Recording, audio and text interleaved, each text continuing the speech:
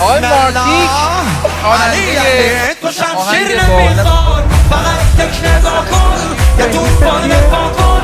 حریفت میافته از تو شمشیر نمیخواد، تو هی در نشونی نجس که بخونی قیامت میشه تو صحرا. آقای مارتیک خواننده آهنگ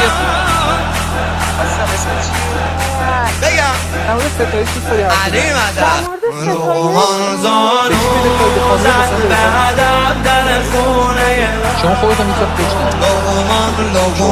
لغمان زانو زد به هدف در خونه عباس. دیگه روغیه دیده آسمون رو روشونه عباس.